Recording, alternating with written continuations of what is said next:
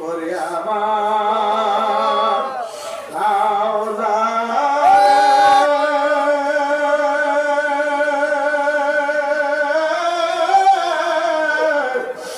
ওরে আমার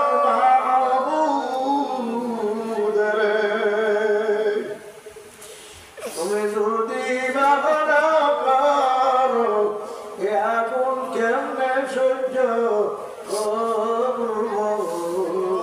রে ওরে আমার মাওলা রে ওরে আমার মাসুক রে তুমি যদি মাফ না করো এখন কেমনে সহ্য করব রে যাদের জীবনে নামাজ কাজা নাই তারা যদি আমার মাওলার জাহান্নামের ভয়ে কেমন করে কাঁদতে পারে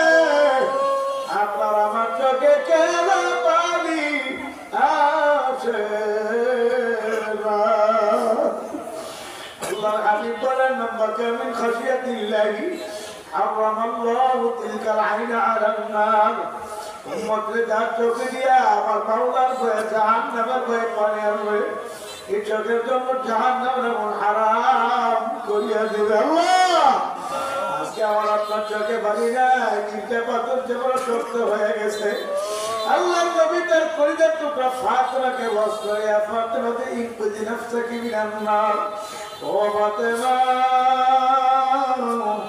তোমাকে তুমি জাহান্নাম থেকে বাঁচায় তারপর কবরে যাইও কবরে গিয়া যদি আখিরি নবীর পরিচয় দাও তাহলে কোনো লাভ হবে না তুমি কি জানো না ইব্রাহিম আলাইহিস সালামের বাবা তার ছেলের পরিচয় দিয়ে বাঁচতে পারে নাই নূহ আলাইহিস সালামের ছেলে তার বাবার পরিচয় দিয়ে বাঁচতে পারে নাই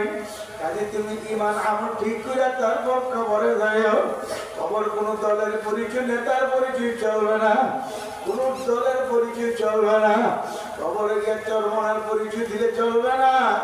কবরে গিয়ে তাবলীগের পরিচয় দিলে চলবে না ঈমান আমল নিয়ে কবরে যাওয়া লাগবে ঠিকই এই কবর বারবার ডাকে ওরে আব্দুল করিম আনা বাইতুল ওয়াদা আমি একাকের ঘর